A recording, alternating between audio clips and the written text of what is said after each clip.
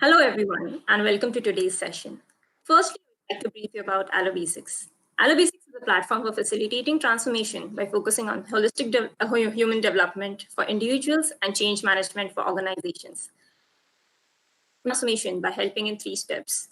First, making informed decisions for effective results. Second is by opting for blended learning pedagogy for learning, development, and technology needs. And third is engaging in continual development activities for improved efficiency in the long term. We work with individuals, educational institutions, companies, NGOs, and governmental organizations with an aim to create maximum impact. Hope now you have an idea as to how we intend to help you with making wise career choices through this webinar series, specially designed for the candidates willing to make successful career in IT industry, be it service company or product-based company. So join me in welcoming our today's esteemed guest, Mr. Sudeept Maharana. Introduce Mr. Sudeept Maharana. He is an NIT Roorkela alum and 20 plus years of experience working with numerous MNCs and consulting firms like IBM, KPMG, Oracle in India, US, and UK, as well as he has worked with various startups, global startups, and took them on a path of success. Brings with him a huge experience in the areas of artificial intelligence, machine learning, product management, deep learning, neural networks, computer vision, blockchain, and much more. He has served in the capacity of director in a service-based company, as well as he's currently heading India operations at Priceline.com, a largest US-based travel tech company. Currently, Mr. Maharana is leading the growth story of Priceline in India, and I'm sure his experience spanning across service industry coupled with tech-based product company should really help all our viewers with an overview to the best of both the worlds. Welcome, Sudeep. Thank you for joining us today. Thanks so much, Padna. It's a pleasure to be here. It's always absolutely amazing and experience for me to talk to students because I've been a student sometimes in my career and I'm thrilled to talk to you about it. Okay, we are looking forward to an interesting interaction and learning more about your insights drawn from the huge experience you carry in multiple roles in various companies. So let's begin. So, Sudeep, my first question to you is how can students gear up to become IT industry ready? Okay. Just a basic question. Thanks so much. That's a very interesting question. I guess most people, most students would want to enter to IT industry because IT industry poses a very interesting set of challenges for students, primarily because it's always changing, it's always new, you're always on the path of learning. So it's very exciting. I've been 20 years in IT industry and every day has been exciting. It's been a learning experience throughout the last 20 years and I love it. So the few things you should look at, I feel I would say different things to an experienced person compared to what I would tell you. The first thing we should look at is your logical reasoning skills. We as Indians mostly tend to focus a lot on technical skills, which is important, which I'm assuming most of us will already have, right? But to discount 2, 3 other factors which are very critical for your success in the interview stage and to join the company. One is your logical reasoning skills, right? For example, in computer world, things about data structures and algorithms around sorting. Basically, it's a logic which is put into a. So, as a recruiter, I would be happy to bring in a person who has the right logical steps but does not know the semantics of writing that code. I'm okay with it, but logically, it should be pretty good. Number one. Number two, this which I discounted a lot, most of my friends discounted a lot when they were students, is your communication skills. You would see two kinds of people in the IT industry in the initial stage of a career. People are technically very good, but they would lose out in the last rounds because their communication skills is bad. You would see other kinds of people who are technically weak, they will lose out on the first rounds, but they will not. So we need a person who has a mix of both communication skill as well as the technical skills, not either or, both, right? So focus on your communication skills. Make sure English is good. Make sure your a way of communicating the problem. For example, someone asks you a question on logical reasoning, put some structure on it. What is the problem statement? What is the solution? What are the different ways of doing the solution? What are the different options of solving the same problem in different ways? And what do you recommend? Right? A simple structure will help you structure all your answers accordingly and give the interviewer a perspective on your way of thinking around it. So don't lose out on that, definitely.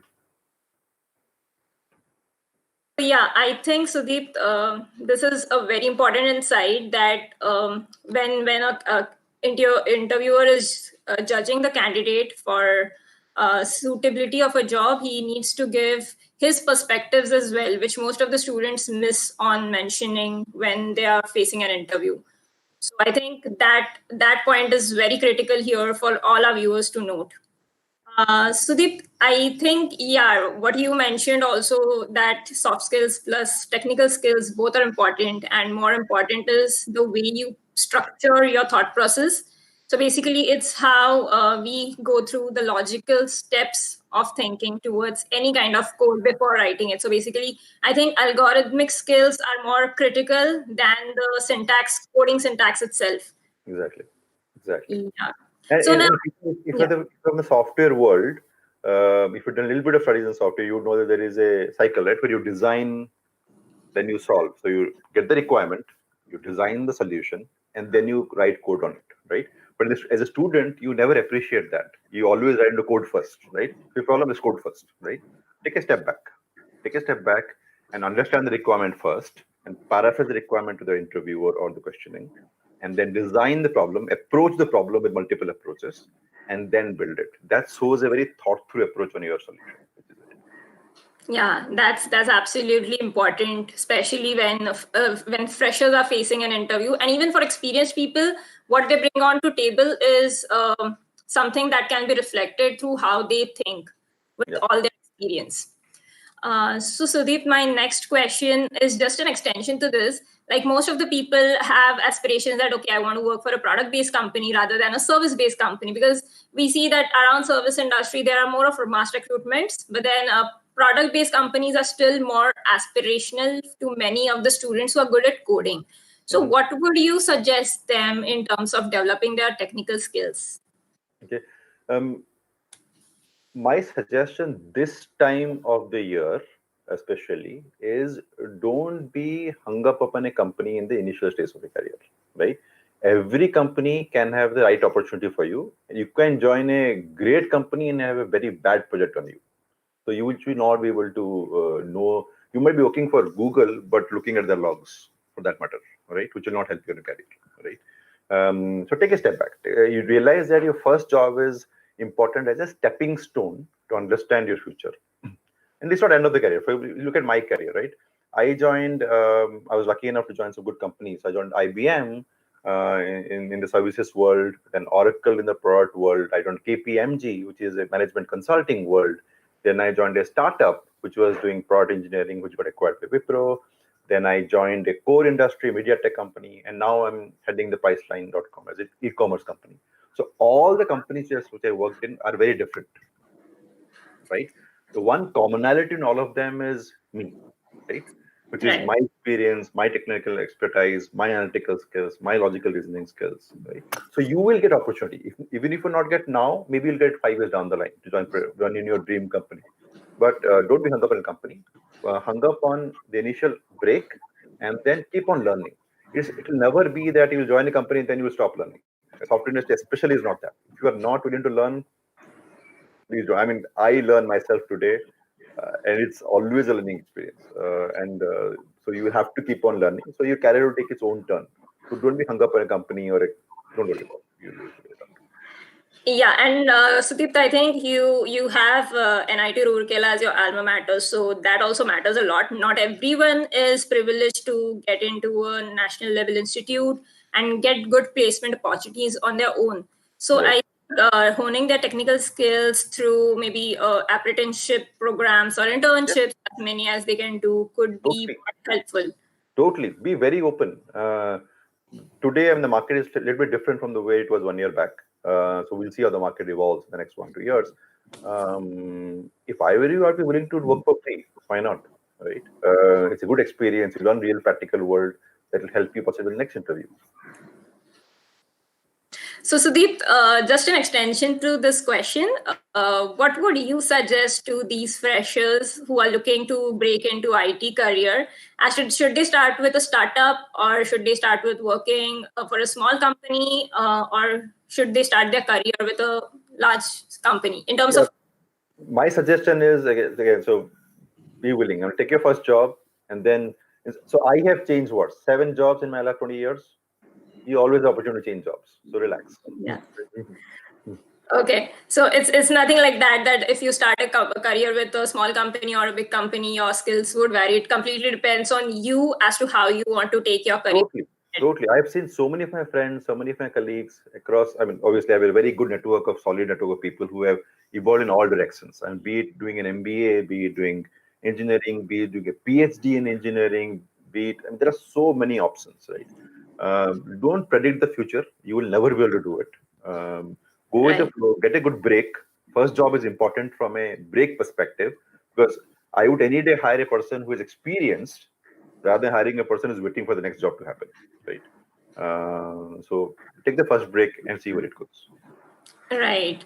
So, Sudeep, just like as you mentioned that you would prefer to hire an experienced person. How you see if you want to hire a fresher? What skills should he possess, which are comparable to a person who is experienced enough, and how he can start learning those skills in the college days itself? Exactly. So this is a great question. Like I said, there is a lot of focus in the IT industry for learning, right? You should be able to demonstrate that you have taken the step beyond your college curriculum to learn something of your own. Why? Because college curriculum is very basic. It's not getting you ready for the industrial world. So you should take some courses online. You should read things online and gear up for the newer world, like artificial intelligence, data structure, machine learning, or mobile apps development, or Spring Boot, microservices, whatever it be, right? Uh, two key. If you're becoming a software engineer, two key skills are clearly Java and Python. Clearly, right? Every other thing will be around Java or Python. So you should build these two as your primary ammunition programming language skills.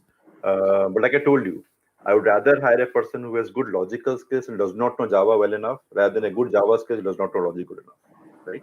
So logic is over programming, but programming is also important because you have to demonstrate that you're doing something, right? You know something.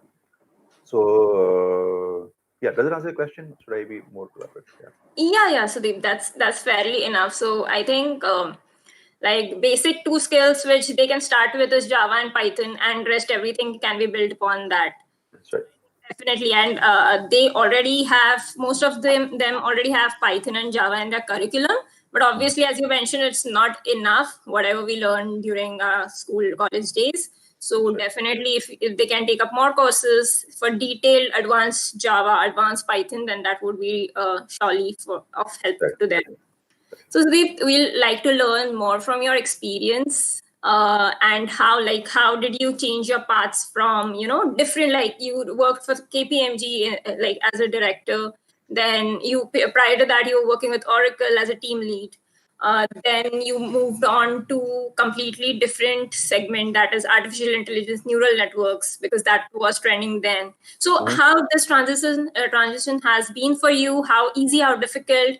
How did you sail through it? How do you learn through it, basically? Yeah. And overall, as to like just few insights from your experience. Sure. Thanks so much.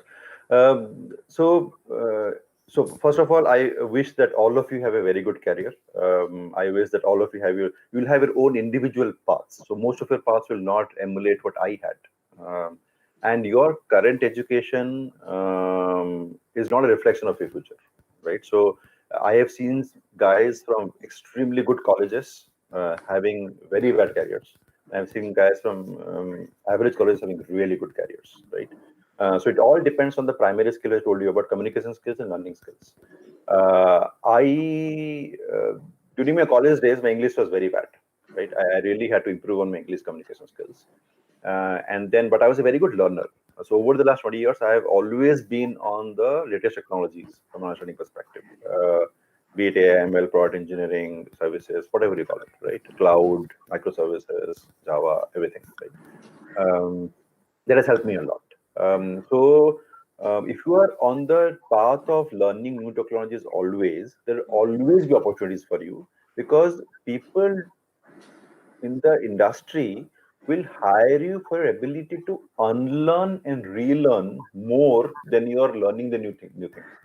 For example, people wouldn't have hired me for, let's say, artificial intelligence more, but they would have hired me more for my experience in unlearning my past and relearning the new things, right? Because the industries realize that it is changing so fast. We want someone to be able to drive that change and not just be receiving and saying that if someone tells me to do this, I'll do this, right? That Right. was very helpful.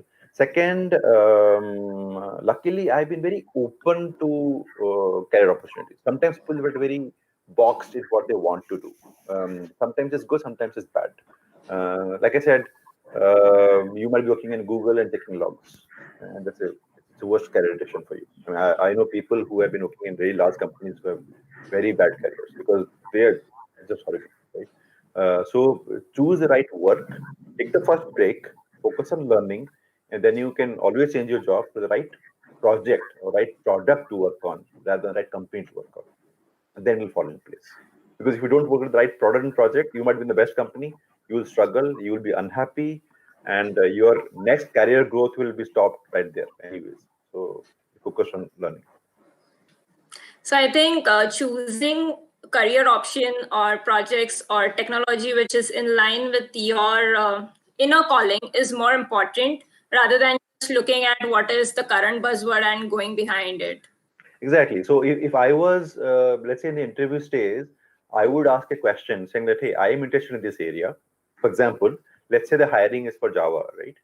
You can say, hey, in Java, I'm interested in the JavaScript area or in the web app area, right? Do you have opportunities in those lines? And you should be okay if the interview tells you that not right now, but 6 months down the line, we can build something for you. That's a great sign, right? Yeah, So definitely. willing to take that risk and go to the next jump in 6 months within the same company. Then I said, oh, now my current project is C, C++, I will not work on this. Don't worry about True. So, as you rightly mentioned, that people should be open to take up opportunities, and I mean that is kind of a risk-taking ability, which, like you, even when you are at a peak in one of your companies, you're serving in the position of director, still you decided to move on to a completely different segment that is into product based, it. and I think that is the quality which people everyone of us should have is openness to experiences Mhm. and embracing whatever we really feel at that point of time in career to pursue. So I would like to understand more about your experience working on artificial intelligence because this is the buzzword going around. But unfortunately, just to give you a brief, that most of the educational institutions today are not having the quality of faculty available for these kind of things. So basically, everything starts with machine learning, deep learning, neural networks. But then what everyone is talking about is not the basic concepts, but only just artificial intelligence. So I just want you to guide students step by step as to what could be the first step to get started with artificial intelligence as a career. Okay. First of all, I would be very practical with you. The fact is, we are not expecting people right out of college to be very good in artificial intelligence, right? Because we realize that artificial intelligence is a vast field, and even the industry is just scratching the surface. This will go on for next 20, 30 years easily, and this will become bigger, more complex, more enabled, more algorithmic things will be discovered. It will be fantastic in the next 20, 30 years. But we're just starting the surface. So you will not be judged on your AI skills.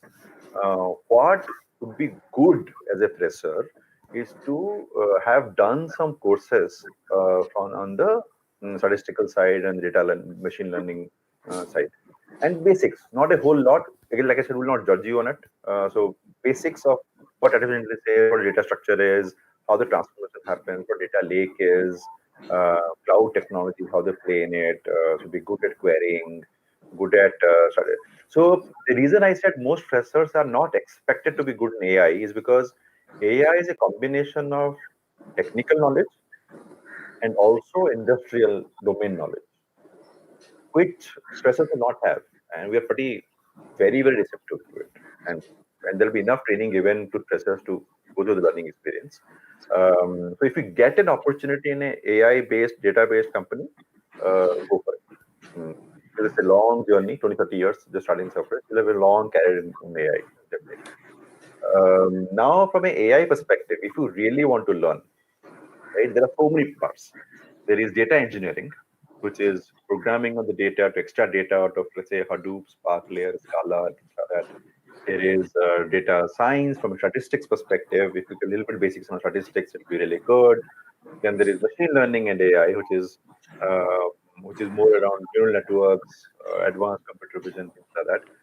Most companies don't work in the later stages. Most companies work mostly in data engineering and data science, which is statistical data science. Right? So if you can brush up in these areas, it will definitely make your resume stronger. But basic, don't worry about make it. Don't try to become a PhD in them. Oh, okay. I think Sudeep, yeah, this answers my question very well. Mm. Now, just an extension again to this question. Very simple, very quick.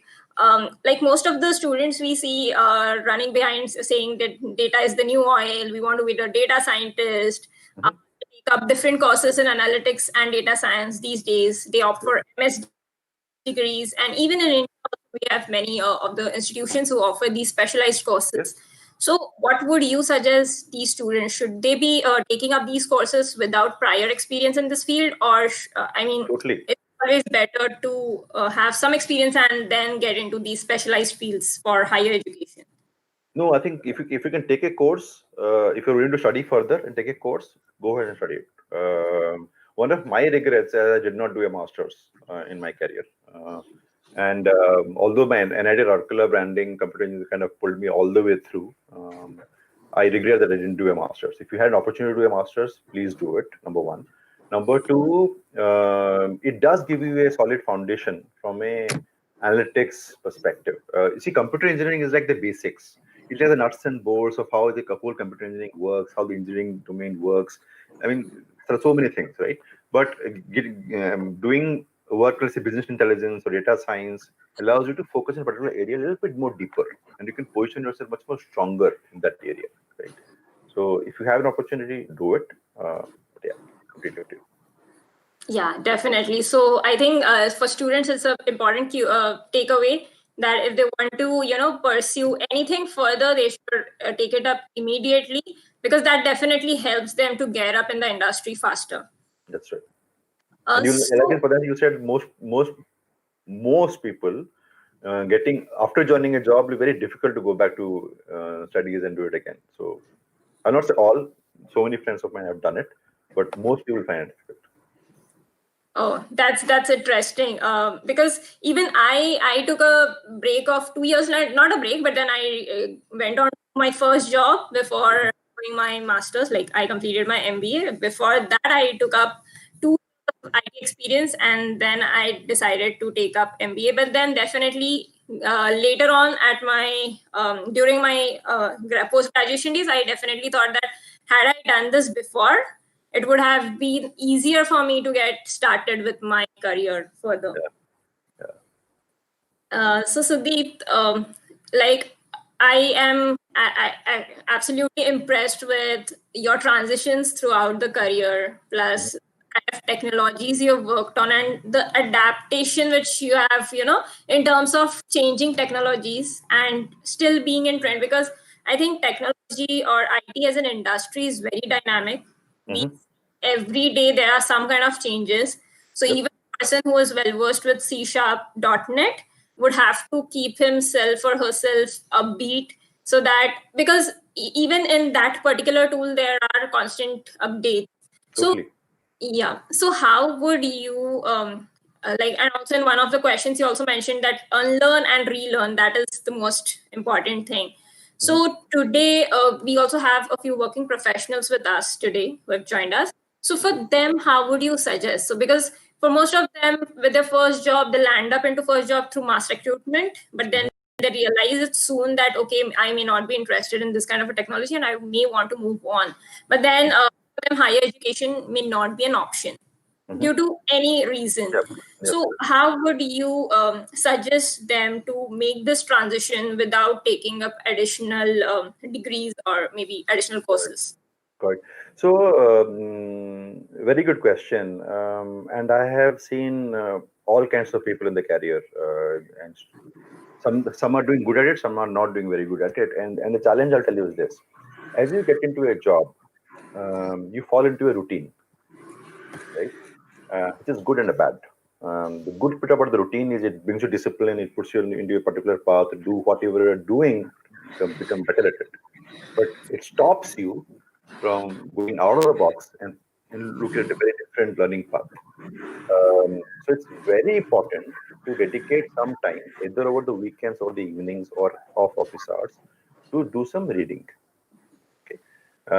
And that reading could be in any aspect. It could be a soft skill. For example, it could be improving communication skills, or it could be technical skills. So it's important to do some reading. Be active on social media sites, not from a photo sharing perspective, but more from a learning perspective. So if you would see my Facebook feed has all things around AI, quantum computing, and less around all the nonsense, other nonsense, right? So and same with my LinkedIn profile. You see, there's a lot of feed around AI, quantum computing, machine learning, data science, product engineering, all kinds. And that keeps your brain wired and it keeps you motivated that, hey, there is something else happening. That means let's start reading around it, right? So yeah, definitely. Students should be using social media more as learning forums than just photo uploading forums. And I Exactly. absolutely agree on this point with you. Now, can you imagine this? When I was getting out of my college, right? I didn't have an email address. So when I passing out from a very very good college as a computer engineering department, right? I did my first email address in 2000, year 2000, right in the final year, right? You all are extremely active on technology, but use that activity to your advantage, not to disadvantage, and you'll be all right. Yeah, that's definitely true. And I think this should be implemented on at an urgent basis by everyone. Mhm. Sudeep, you have mentioned about technical skills. You have mentioned about logical reasoning. You have also mentioned about a few other skills which a computer science engineer, or for that matter, anyone who prefers to make a career in IT should possess.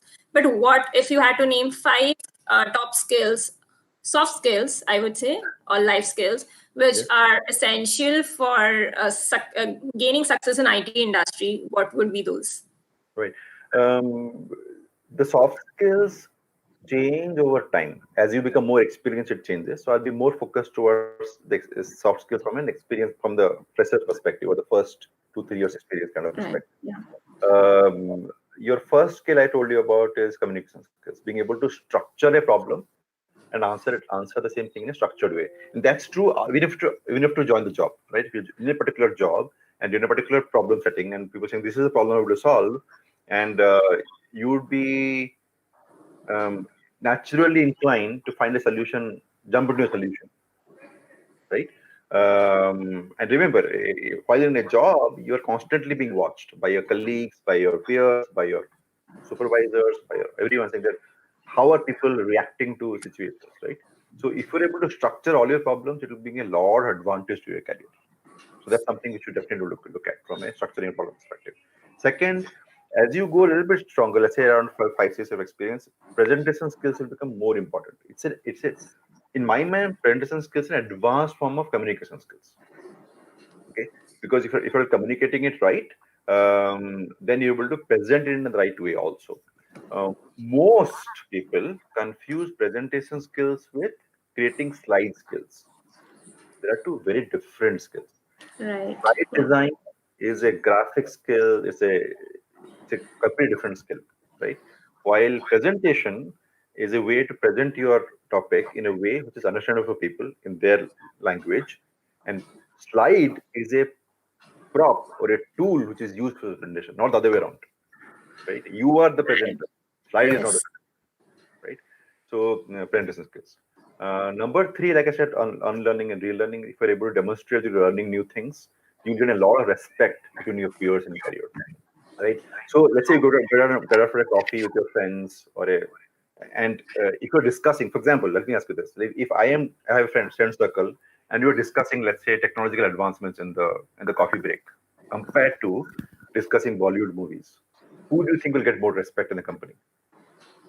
clear, Yeah, right? definitely. The person who discusses technical details. Yeah, right. Because for people who saying that this guy is at least reading. I mean, at least this guy is up to date with what's happening in the world, right? He's not worried about up to date Bollywood movies. He's up to date about technical careers, right? Um, and that aspect will pull you up much longer. Right. So, Sudeep, I think this last point which you mentioned is very important, which everyone should take a note of it, because it's very easier to start discussing about Bollywood or maybe web series or anything for that matter, which is trending in these days. But then, how would you suggest these students to refocus to being committed to their career? Because I think in today's generation, especially the millennial generation and the generation Z, these kind of things are lacking. Probably one of the reasons could be because they're not choosing their career wisely. This could be one of the problems. Second, I think lack of motivation or Mhm. overconfidence, maybe that, okay, I'll be able to figure out it eventually. So, I mean, what is it that you would suggest to these people who are a bit lack on motivation when it comes to taking onus of their career? Right. So one thing I learned it pretty early in my career, and I guess your parents should have told you when you were a child, but you never understood, is that your friend circle decides your mindset, right? If and as they say in the industry world, as you go on jobs, you'll know that your income is not a representation of you at all, but as a number. Your income or your mentality is an average of the friends' mentality and the friend circle you have, right? So one thing to introspect is do you have the right friend circle, right? If your friend circle is what you want it to be, you will always remain at the association level which your friend circle is. So if you are not growing in your career, look around yourself. What is your friend circle, right? If you're Yeah. growing in your career, look around yourself. Who's your friend circle? And you have to start associating with the right people and start disassociating with the people which you do not want to associate with. So you have to lose some connects and start building new connects. Right, definitely. And to just add to this perspective again, I would also suggest if you're not surrounded by right people due to some reason, due to geographical barriers or anything for that matter, today social media is there, So definitely. true. Yeah. So But then definitely you as a learning group, you can form a learning group amongst yourselves, and then also, I mean, it's win-win situation for everyone if you can grow and learn together. So you right. have to really wait for right candidates or right group to be formed around you. You Exactly. can be proactive enough in forming those groups. Very true. Very true. In fact, we are falling short. If you come to the industry, you'll realize we're falling short of leaders who are able to build a community impact, right? Right. Today in the digital world, it is, I mean, what I am doing today with all of you, no one did with this to me when I was a student. Let's put it that way, right? There was no forum where I Right. can listen to people who are already 20 years into their career, right? Uh, and this is the experience of top engineering colleges. Now think about all the kinds of people you have, and that too are so limited. So today the digital forum is such a big enabler, it's such a big equalizer, and you should take advantage of. Definitely, Sudeep. So basically, this initiative itself was conceptualized because most students, especially in the tier two, tier three colleges, also have to rely mostly on their relatives or someone in their extended network for gaining more insights to the industry. So Right. definitely, people like who you are not approachable easily for these people. So we That's right. think from this initiative, these students can gain more insights industry leaders like you. That's right. Uh, Very good. Now, going ahead, we all have been hearing that due to COVID, jobs would be highly impacted. Mhm. But then companies are also coming up saying that no, we need right candidates and we are in Yep. search of right candidates. But unfortunately, we are not getting students or getting working professionals who are at par with our expectations. That's right. So this is like a typical chicken and egg problem. Mhm. So how you would look at it, and how would you like if you want to advise your younger self, how you would advise them to convert this pandemic situation into an opportunity? This is a great opportunity. So I have nieces and nephews working in studying in colleges, and today with the plethora of YouTube courses and Udemy courses and Coursera and edX and all the MOOCs in the world, it's beautiful. I mean, you can become a data scientist, not become, you can at least learn data scientist concepts fundamentally uh, right in the first year. You don't have to wait until the final year to study it, right? Right. There is no entry barrier. The entry barrier is so low that you can really learn whatever you want. And pandemic is a great because you're at home, right? You cannot step out, you cannot go with your friends, and so you have enough time left with you. So you don't have the excuse that yeah, time nahi hai, right? Abhi to time hai na. So use the time well enough, and uh, and that's true soft skills also. There is enough content on YouTube on soft skills, English skills, communication skills, presentation skills, enough content, right? And you can see how people communicate. You can see how people present. You can see what people are doing in AI, machine learning. And like I said, if you can see as to what people are doing in the AI or product space in the real world, it's more advantageous. For example, let's say you're taking a Coursera or a EDX course on data science, where they will teach you all the data science concepts, but they might not teach you a practical real world example.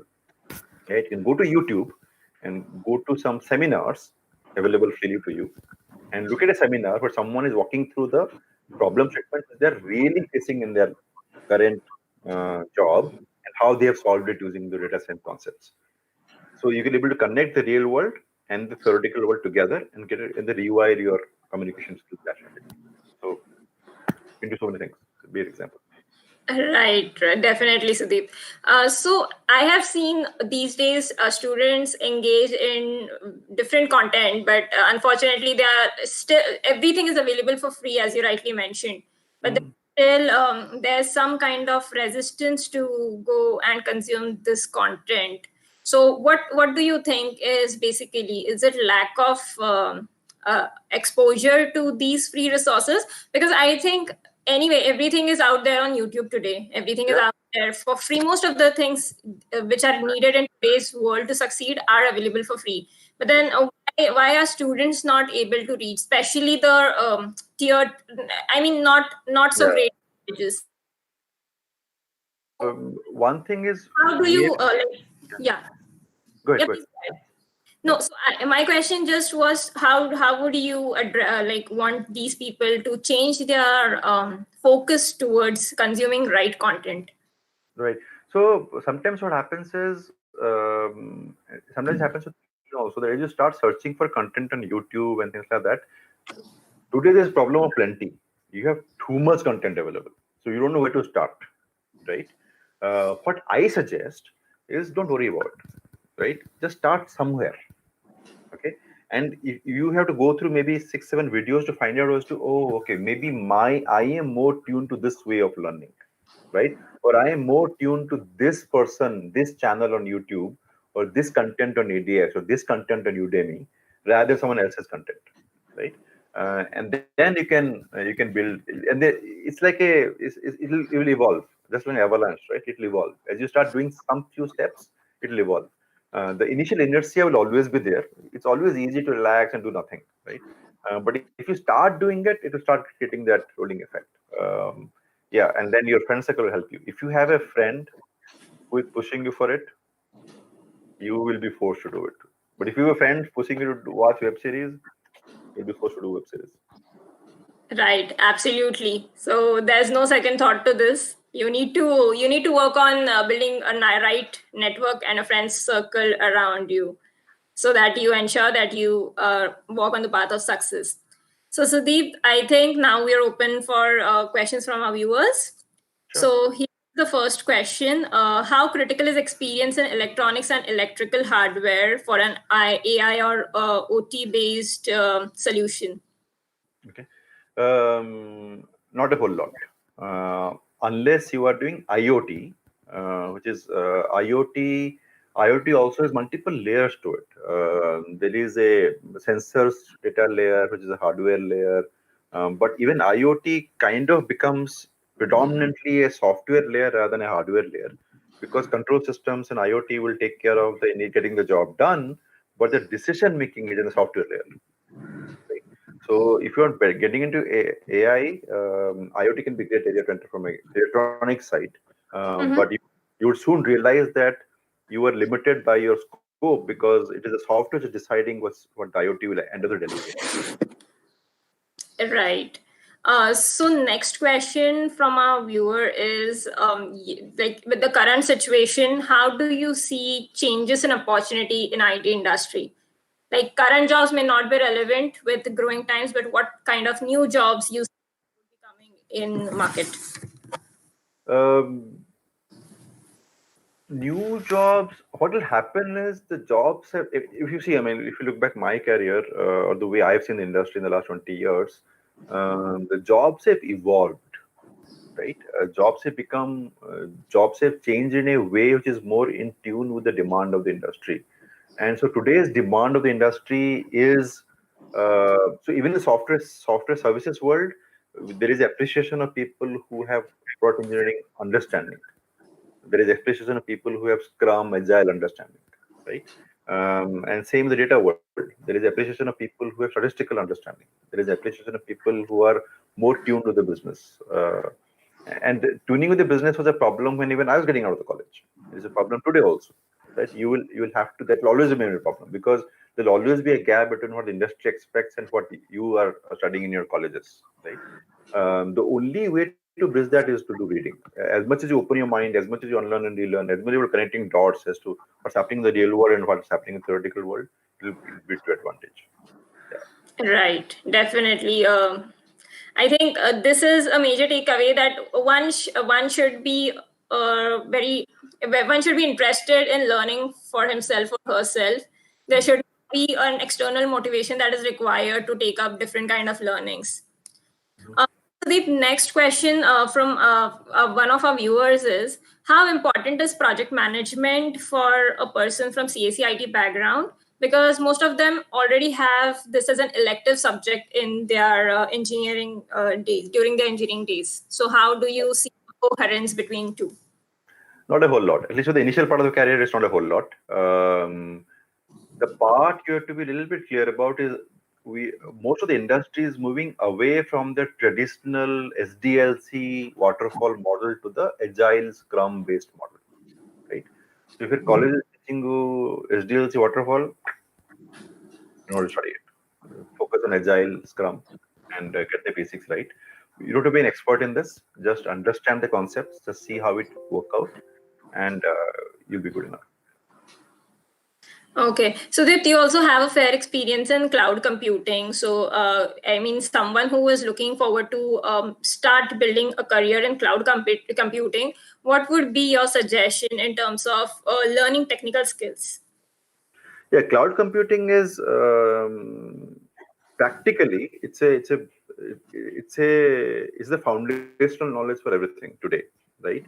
But sadly, if you're learning by yourself, right, then you will find it very difficult to do a lot of work on cloud computing. I'll tell you why. Cloud's power comes into play when the data volumes or the processing volumes become multifold or exponentially high, right? If you are doing a sorting algorithm, you don't need cloud. Okay? If you are building a small mobile app, you can do it cloud, but it's not you're not required to do cloud. You can do it in your mobile, in your laptop, right? And that's where the problem comes. Cloud is more applicable in the industry domain world, so don't worry about it as much, especially in the fresher stage. Uh, until the next 2 3 years of experience, don't worry about it. Until you join a job, it will not be important. But as you join a job, you'll automatically be pushed into the cloud, and then you'll automatically take it up. Yeah. So AWS and like obviously these kind of technologies are offering their courses free of cost today for students. So Yeah, how do you think how important taking up these courses would yeah, be? do it. Will it contribute basically in Absolutely. terms of learning? Absolutely. So in my Okay. mind, any learning is good, right? So if I'll tell you, as a fresher, the challenge you will face, right? Let's say I am hiring. Let's say I have 30 positions open, right? And let's say 200 students applied to it, professors, right? And out of 200, let's say 100 of them cleared the analytical round and GD round. Now I have to differentiate a person compared to the rest, right? Now I'm looking for those additional small things to differentiate the person. So what are the additional things, right? AWS can make a play. Data science can be a play. Agile Scrum can be a play. Communication skills can be a play. Presentation skills can be a play. Logical reasoning can be a play. There are so many plays, right? Now you figure out how can you put a tick mark on that checklist, saying that okay, am I exactly the same level as everyone else, or I have something else as my trump card which I can play whenever I want to win an advantage. Right. Sudeep, we also have few viewers from MBA background, and they're wanting to understand what could be different opportunities to start as an entrepreneurial venture, because owing to your experience working with startups, plus you're currently also heading the entire India operations for Priceline.com. So Yep. obviously, I think you would be able to guide these future entrepreneurial minds well. Yeah. So I've also done some angel investing, and I have been mentored to multiple startups. Um, I'll tell you the best part about building a startup right now in today's world. First of all, there is a lot of uh, interest and willingness from people to invest into such things. The key things most VC funds look at uh, more than the idea. People think that it's just an idea, right? You just build an idea and you just click, right? It's not true. It is the execution on the idea. It is knowing the details of the idea, right? As to if this idea has to implement it, where it does not work, right? What are the risks associated with it? How much in trying to figure out a projection, saying that okay, if this idea works, what are the different ways it will work out, how it will grow, how the business will scale up, and things like that. Those are important factors, more important factors than the idea, right? So what I've seen in my practical experience working with startups as mentors is people who are really right out of colleges, they struggle with the last part. They're very good in the idea. They're very good in possibly creating a simple product, a MVP solution to make it work. And that's where they fail. I'll tell you why they fail. Because the initial product is good, but will it scale? Maybe not, right? The moment Right. you scale, it falls apart. The moment you find out, okay, how will the business model work out from a cost perspective? We don't know. What is the customer acquisition cost? We don't know, right? What is the marketing cost? We don't know. What will the people expenses? We don't know, right? We should focus on those Right. areas also. It's like any other business, just like any other business. So it's a business. So think of it as a business. Then it'll run. If you just think of an idea and you make some quick money, you'll fail. Right. Definitely. I think quick money was never an option and will never be an option. So it's a gradual development in terms of whether it's your job or it's your entrepreneurial venture. Yep. So Sudeep, like I also learned it newly today that you also an angel investor, and glad to know. So the next question from our viewers is that would you like today is the trend of tech-based startups. So it can be travel tech, it can be ed tech, it can be agri tech. So it's different, but technology remains constant. Yep. So how you would suggest these new budding entrepreneurs to build their tech team early on, and what kind of skill mix in terms of technology should be ideal for a tech-based startup? Okay. Um, Looking at it slightly futuristically, if someone is pitching me a startup which is not mobile first and data first, you're wasting your time, right?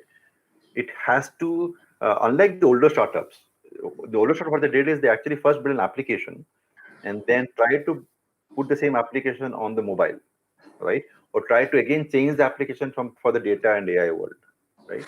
Uh, you have an opportunity to think of everything in a mobile first and data first lens, right? And I'll tell you right now, so many startups are failing because they are not putting that idea in picture. They are thinking of mobile as a secondary thing, as a plan, as a 2 year, 3 year plan, not now.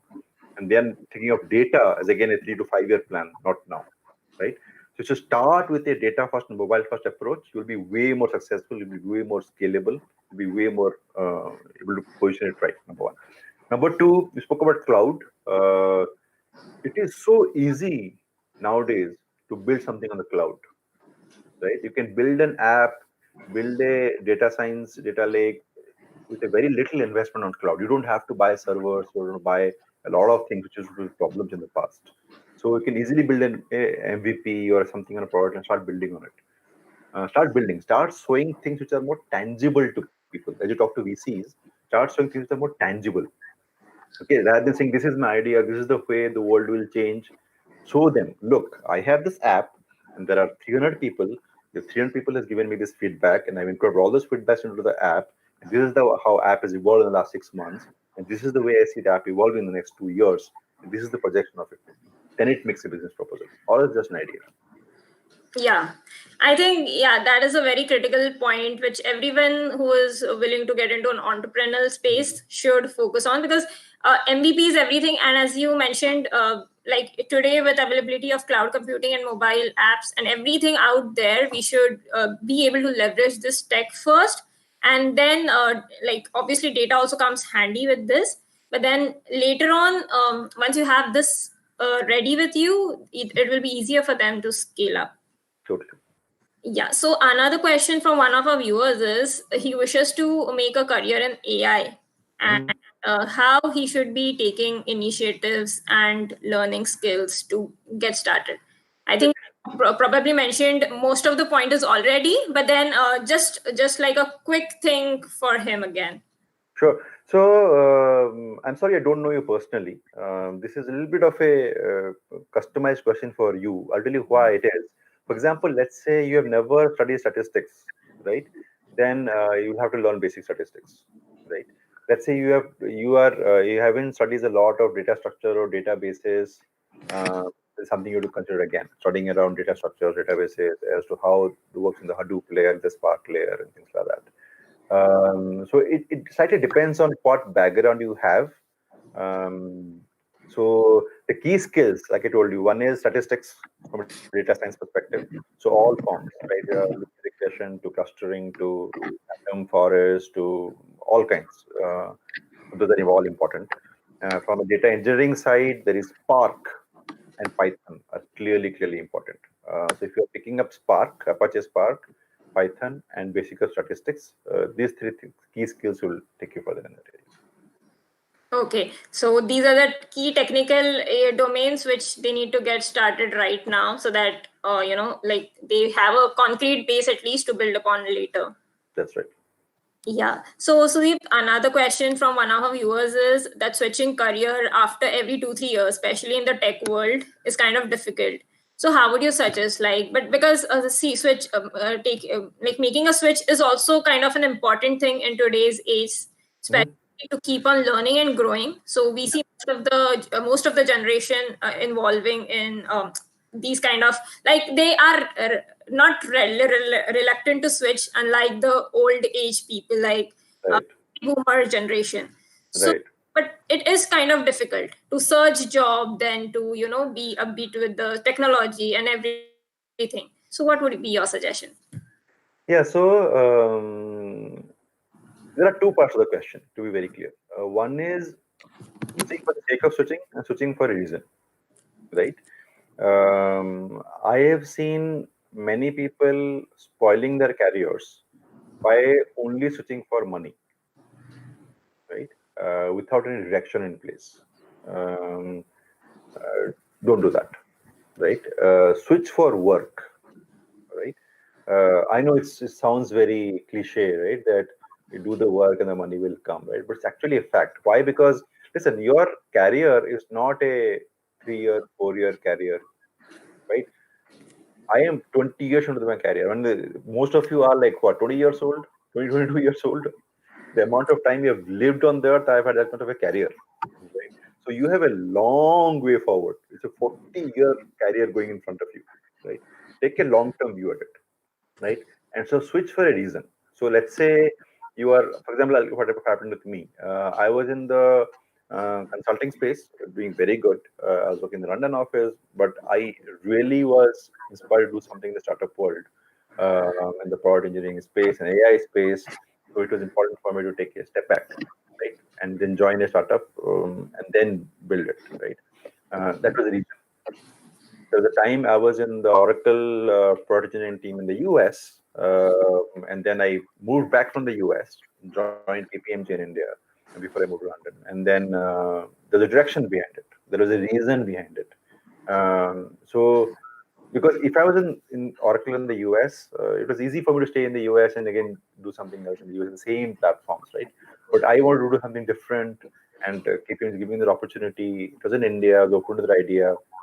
There was a reason behind the change.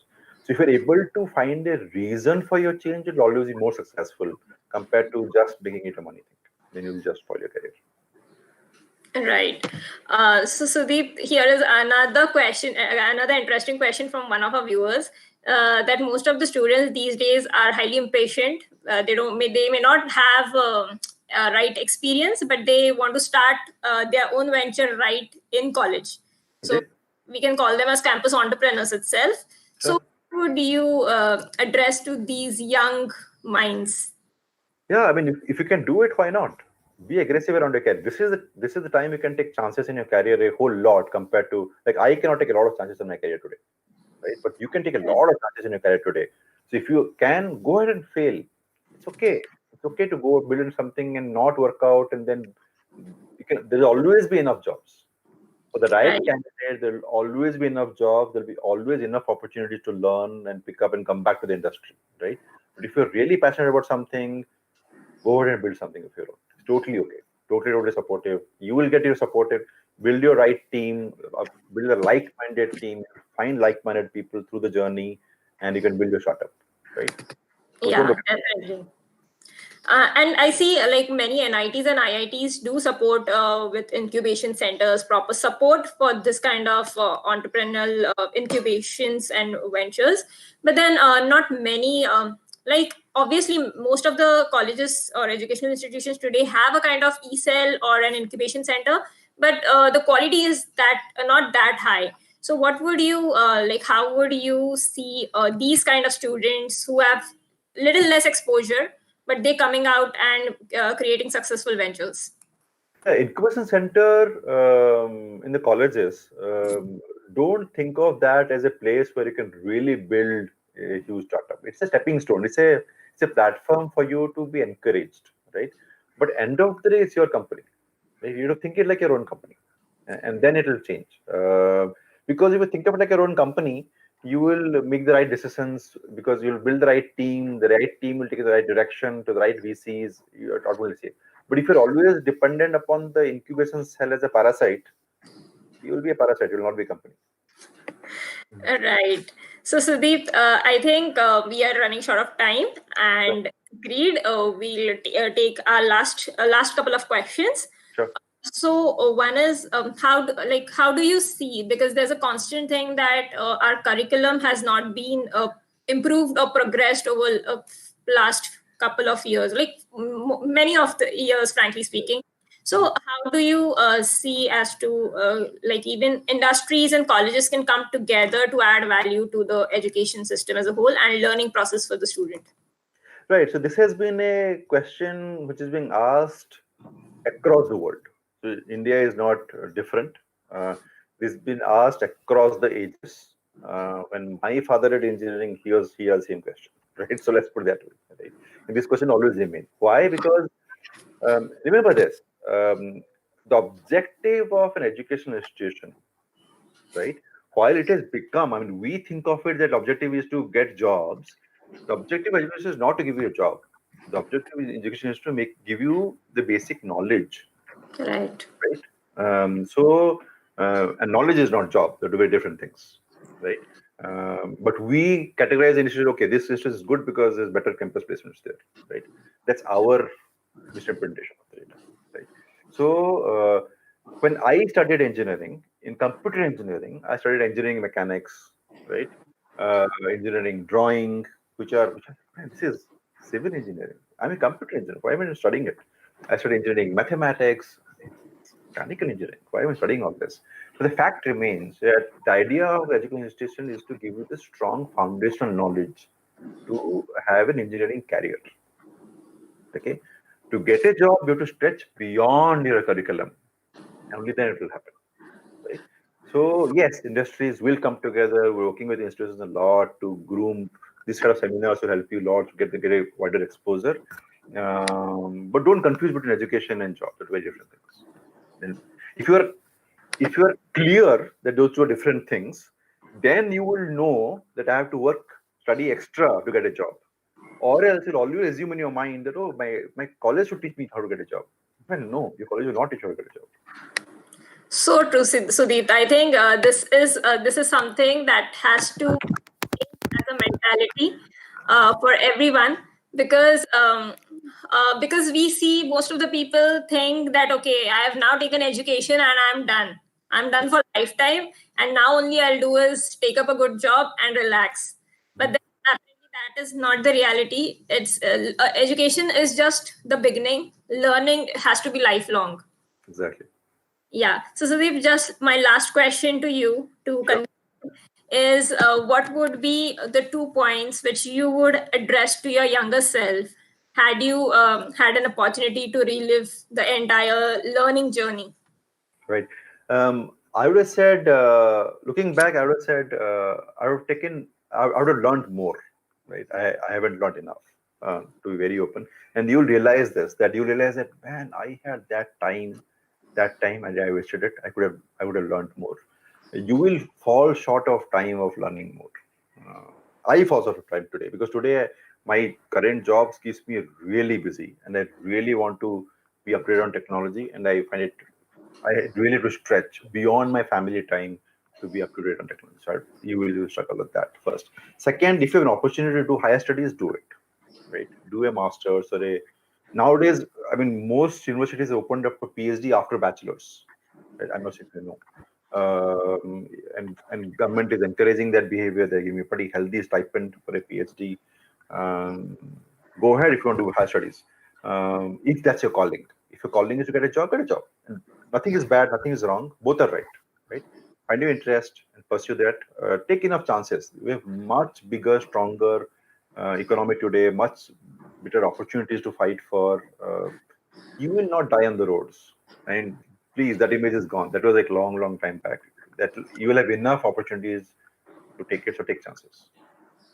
So basically, yeah, they should take a leap of faith and keep on venturing into their areas of interest fearlessly. Yep. Yeah. Okay. Thank you, Sudeep, Thanks so much. so much for joining us for today's session. It was an insightful session, and your perspectives will definitely help all our viewers to debug their careers in IT industry. I'm Great. sure students must have got very important cues from your vast experience, and they would incorporate it in their learning during their college days itself. It was a pleasure to have you as an Alobasics Thank mentor. you. Bye bye. Take care. Dear students, we hope you found this session interesting. If you liked the session, do let us know in the comments section. Also, if you would like more such sessions from us on other topics as well, please feel free to write to us on connect@allobasics.com. Subscribe to this channel for all the notifications in future for upcoming webinars and technical topics. For honing your overall soft skills and life skills, please subscribe to our channel at Supplementary Shots. We will share links in the description box below. Stay tuned, and we'll be coming up with more such interactive sessions on both our channels. Thank you again, Sudeep, for your valuable time and guidance. Thank you, everyone. Stay connected.